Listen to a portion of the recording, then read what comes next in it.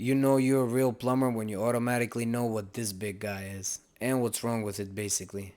There's only two things that could go wrong with this. The first and most common is that the diaphragm, or in this case the bladder, gets punctured and the tank gets filled with water where it should be air, so the booster pump starts bugging out. The second problem that could occur is that the tank itself gets punctured or a pinhole gets created out of nowhere and the tank cannot hold the air pressure necessary to function properly. I had that happen in another job once and it was driving me crazy trying to figure out the problem. Anyways, this is the monster we had to replace because the bladder was broken and the tank had filled with water. We could have just replaced the bladder itself, but there were a couple of reasons why we didn't. The main reason was because this is a high end building and they prefer the best solution because they do have the dough to cover it.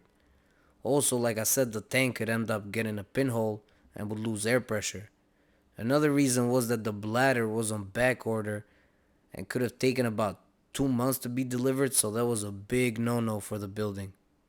Changing the whole tank was definitely a pickle for us. This motherfucker was heavy, yo, seriously. It weighs 400 pounds and is 6 feet tall, so you already know that it was a mission getting the old tank out and the new one in to the second floor through the stairs. Yes, yes, you heard right, broski.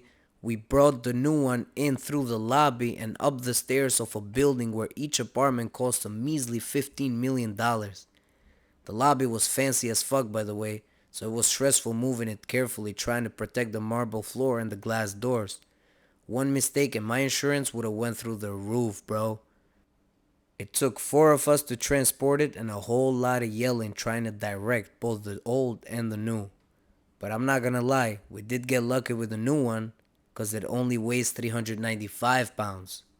What a fucking blessing, huh?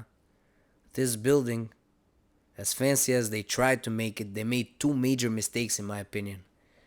They didn't put a fucking service entrance, and they put the mechanical room on the second floor. Ridiculous, bro. The architect who designed this would definitely be the dumbest if Dumb and Dumber had a third buddy. Anyways, we drained the old tank by drilling a hole in it because there was buildup in the bottom plug, and the only other plug was on top, so dropping it with 112 gallons of water inside would have probably been the most ignorant move made in 2023. Thank God we didn't listen to the helper, right? I mean, he tried, it's all good.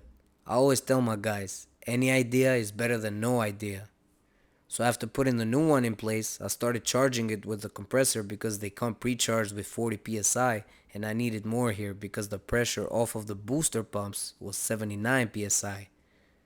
What is recommended for expansion tanks, it's either a match to the pressure of the pumps or 5 psi below the pressure of the pumps.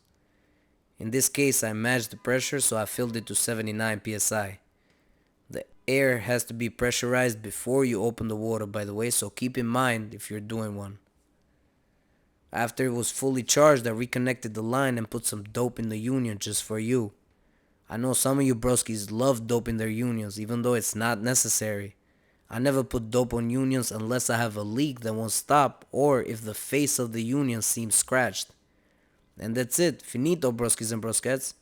Plumbing wise, it was a piece of cake and took about 15 minutes. But the heavy lifting was serious, bro. Almost as serious as a heart attack, I would say.